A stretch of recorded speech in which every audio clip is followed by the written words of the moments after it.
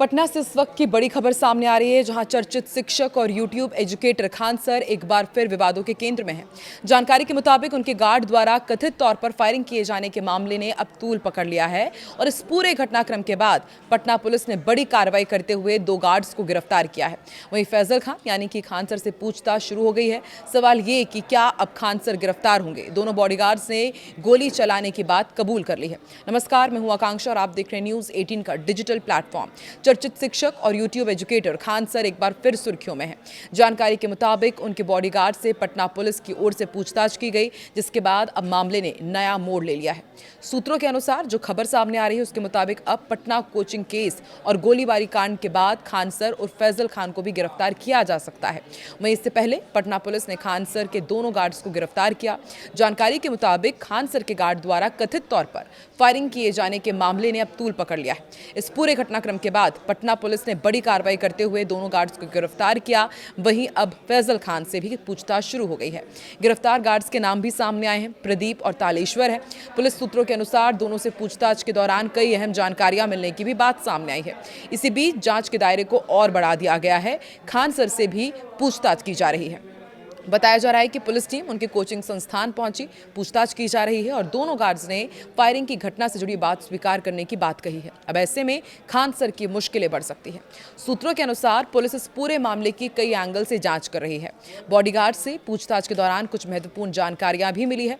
हालांकि आधिकारिक तौर पर इसकी पुष्टि नहीं हुई है। जांच एजेंसी फिलहाल मामले से जुड़े सभी पहलुओं को खंगाल रही है। दरअसल खान ग्लोबल स्टडीज और ज्ञान बिंदु कोचिंग से जुड़े विवाद के बाद खान सर के बयान को लेकर भी सवाल खड़े हो रहे हैं। घटना की रात खान सर ने दावा किया था कि उनके सामने 7 से 8 राउंड फायरिंग हुई थी, लेकिन अगले ही दिन उनके सुर बदले हुए नजर आए। अब खान सर पहले की तरह गोलीबारी की बात नहीं कर रहे हैं। वहीं पटना पुलिस भी लगातार ये कह रही है कि मौके पर फायरिंग की पुष्टि नहीं हुई। पूरा मामला क्या है वो भी आपको बताते हैं। दरअसल पटना के मुसल्लापुर हाट इलाके में मंगलवार देर रात 2 कोचिंग संस्थानों के समर्थकों के बीच विवाद और हंगामे की सूचना मिली। घटना के दौरान पत्थरबाजी, तोड़फोड़ और सुरक्षा कर्मियों के साथ मारपीट की बात सामने आई। हालांकि पुलिस का कहना है कि अब तक की जांच में गोली चलने के कोई साक्ष्य नहीं मिले हैं। घटना के बाद बड़ी संख्या में छात्र सड़क पर उतर आए, जिससे इलाके में तनाव का माहौल बन गया। हालात को देखते हुए कई कोचिंग संस्थानों के गेट बंद करने पड़े। पुलिस बल की तैनाती हुई। घटना के तुरंत बाद खान सर ने मीडिया से बातचीत की और कहा कि उनके सामने 7-8 गोलियां चली थी।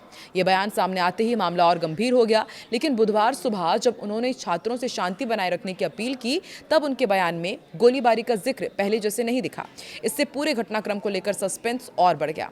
पुलिस सूत्रों के अनुसार खान ग्लोबल स्टडीज और ज्ञान बिंदु कोचिंग के बीच पुराना विवाद है। स्थानीय लोगों का कहना है कि दोनों संस्थानों के बीच कंपटीशन और वर्चस्व की लड़ाई लंबे समय से चल रही है। बताया जा रहा है कि हाल ही के दिनों में एक कोचिंग संस्थान की बिल्डिंग पर दूसरे संस्थान से जुड़े पोस्टर लगाए जाने के बाद तनाव और बढ़ गया था।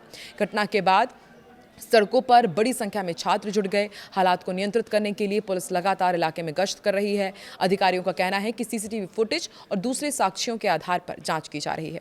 दोषियों की पहचान कर कार्रवाई की जाएगी। पटना पुलिस का कहना है कि अब तक की जांच में पत्थरबाजी, तोड़फोड़ और मारपीट की तो पुष्टि हुई है, लेकिन गोलीबारी के संबंध में कोई भी ठोस साक्ष्य नहीं मिले हैं। पुलिस पूरे मामले की जांच कर रही है और जल्द ही विस्तृत रिपोर्ट सामने लाई जाएगी। फिलहाल कोचिंग हब पुलिस निगरानी में है और प्रशासन छात्रों से अफवाहों से बचने और शांति बनाए रखने की अपील कर रही है। खान ग्लोबल स्टडीज और ज्ञान बिंदु कोचिंग के बीच छिड़े विवाद में अब ज्ञान बिंदु के संचालक रोशन आनंद ने खुलकर अपनी बात रखी। उन्होंने खान सर पर कई गंभीर आरोप लगाए और कहा कि पूरे मामले में उनके संस्थान को बदनाम करने की और बर्बाद करने की साजिश रची जा रही है। रोशन आनंद ने साफ तौर पर कहा कि घटना के दौरान किसी भी तरह की गोलीबारी नहीं हुई। उन्होंने दावा किया कि पुलिस की शुरुआती जांच में भी फायरिंग की पुष्टि नहीं हुई। ऐसे में गोली चलने की बात पूरी तरह निराधार है और इससे छात्रों के बीच भ्रम फैलाने की कोशिश की गई है। ज्ञान बिंदु के संचालक ने कहा कि उनका संस्थान वर्षों से प्रतियोगी परीक्षाओं की तैयारी करा रहा है, बेहतर परिणाम दे रहा है। उन्होंने ये भी दावा किया कि बिहार पुलिस भर्ती परीक्षा समेत कई प्रतियोगी परीक्षाओं में ज्ञान बिंदु के छात्रों का प्रदर्शन ज़्यादा बेहतर रहा है, जिससे कुछ लोग असहज हुए हैं। उन्होंने ये भी आरोप लगाया कि खान सर और उनकी टीम ज्ञान बिंदु की छवि खराब करने की कोशिश कर रही है। उन्होंने कहा है कि छात्रों के बीच कंपटीशन को विवाद का रूप देना गलत है और इससे शिक्षा का माहौल प्रभावित हो रहा है। अभी फिलहाल सबकी नजरें टिकी हुई है कि पुलिस की जांच में अब आने वाले दिनों में क्या खुलासा होता है। क्या ये जो हमला हुआ वो एक सोची समझी रणनीति और साजिश के तहत कराया गया, और वाकई यदि ऐसा हुआ है तो ये साजिश थी किसकी। पुलिस की जांच में सब कुछ खुलासा हो ही जाएगा, लेकिन अब सबकी नजरें टिकी हैं कि क्या खान सर को भी गिरफ्तार किया जाएगा। आपको क्या लगता है? कमेंट सेक्शन पर अपनी प्रतिक्रिया जरूर दें।